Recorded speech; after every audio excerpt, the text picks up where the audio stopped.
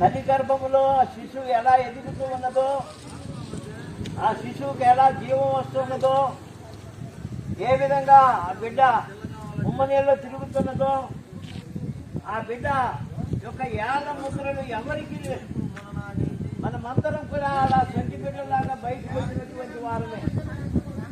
Bible గ్రంథంలో చెప్పబడి ఉన్నది, సమస్త జనులను సృష్టించిన దేవుళ్ళను నేనే అని మీరు తెలుసుకున్నట్టుగా ప్రతి వారి ఏళ్లకు ముద్ర వేశాడు. సింగైపోయిన వారా, దేవుని నిన్ను ప్రేమిస్తూ ఉన్నాడు. దేవునికి నీ పట్ల గొప్ప ఉద్దేశం ఉన్నది. ఎవరికి లేదు. నీకున్నటువంటి 7 ముద్దలు ఎవరికి లేవు. నీకున్నటువంటి 5 ఎవరికి లేదు. కారణం ఏంటంటే దేవుని దృష్టిలో నువ్వు చాలా ప్రత్యేకమైన వారు. దేవుని నిన్ను ప్రేమిస్తూ ఉన్నాడు. సింగైపోయిన వారా,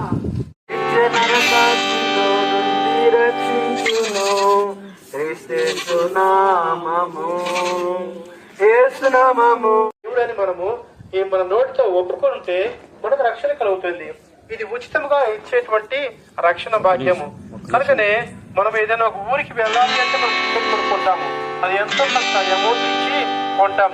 కానీ మనము పరలోక రాజ్యానికి వెళ్ళాలి అంటే మనకు రక్షణ కావాలి.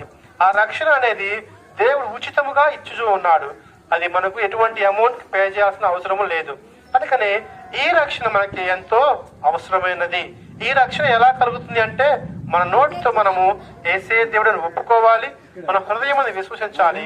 అప్పుడు మనకు రక్షణ కలుగుతుంది. ఇట్టి రక్షణ మన పరలోక రాజ్యానికి తీసుకుని వెళ్తుంది. పరలోక రాజ్యానికి మనం ఎలా వెళ్ళగలము అంటే దేవుని వాక్యం సెలవిస్తుంది కదా. యేసు ప్రభువు అన్నారు, నేనే మార్గమును సత్యమును జీవమును, నా ద్వారానే పరలోక రాజ్యానికి వెళ్తారని యేసు ప్రభువు చెప్పారు.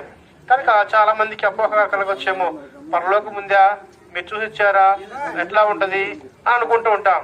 కానీ మానవుడిగా మనము పుట్టినప్పుడు ఈ లోకంలో ఈ విధంగా జీవిస్తాము, ఈ విధంగా ఎదుగుతాము, ఈ విధంగా శ్రమ పడతాము, ఈ విధంగా ఇప్పుడు పునరుత్థానపు దినాన మీ అందరికి కూడా యేసయ్య నామములో శుభములు తెలియజేస్తూ ఉన్నాను. ఇప్పుడు మనం పాడుకున్న పాటల్లో మనం చూసినట్లయితే శరీరారెవరు నా ప్రియుడైన యేసయ్యకు అని మనము పాడుకుంటూ ఉన్నాము. అందుకనే యేసు ప్రభు వారికి ఈ లోకములో గాని ఇంకెక్కడనూ కూడా సరిగాని పోటీ గాని ఎవరూ లేరని దేవుని వాక్యము లేఖనాలు తెలియజేస్తూ ఉన్నది. కాబట్టి ఆయనను నమ్ముకున్న వారిని ఆయన ఎప్పుడు కూడా విడిచిపెట్టేవాడు కాదని లేఖనాలలో ఎన్నో విధములుగా తెలియజేస్తూ ఉన్నవి. నమ్మి బాప్తిసం పొందువాడు రక్షించబడునని దేవుని లేఖనాలలో పరిశుద్ధ గ్రంథములో తెలియజేస్తూ ఉన్నవి. కాబట్టి యేసునందు ఎవరైతే విశ్వాసం ఉంచుతారో, యేసునందు ఎవరైతే నమ్మకం ఉంచుతారో, యేసునందు ఎవరైతే నమ్మి బాప్తిసం వారమే.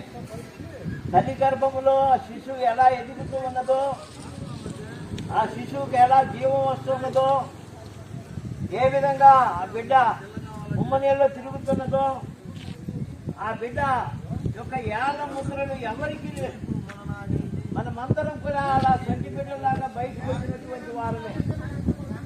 బైబిల్ గ్రంథంలో చెప్పబడి ఉన్నది, సమస్త జనులను సృష్టించిన దేవుళ్ళను నేనే అని మీరు తెలుసుకున్నట్టుగా ప్రతి వారి ఏళ్లకు ముద్ర వేశాడు. సింగైపోయిన వారా, దేవుని నిన్ను ప్రేమిస్తూ ఉన్నాడు. దేవునికి నీ పట్ల గొప్ప ఉద్దేశం ఉన్నది. ఎవరికి లేదు.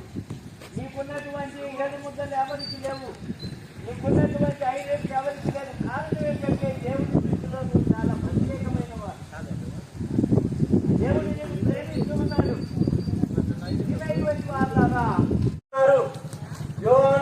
యోహాను చేత బాప్తిస్మం తీసుకోవడానికి వచ్చినప్పుడు యేసుక్రీస్తు వారి వైపు ఆ యోహాను చూస్తూ లోక పాపములను మోసుకుని ఆకాశము తెరవబడి ఉన్నది, దేవుడి స్వరము వినిపిస్తా ఉంది, ఈయన నా ప్రియ కుమారుడు, ఈయన యందు నేను ఆనందిస్తున్నానని దేవుని స్వరం వినిపిస్తా ఉంది. పరిశుద్ధాత్మ దేవుడు పౌరం రూపంలో యేసుక్రీస్తు ప్రభు వారి మీదకి వచ్చి ఆయనను అభిషేకించారు. ప్రియమైన వారులారా, యేసుక్రీస్తు ప్రభు వారి లోకంలో ఎంతో పవిత్రంగాను ఎంతో నిష్కలంకంగాను ఆయన జీవించారు. మనుషులందరికీ మేలు చేశారు, మనుషులందరినీ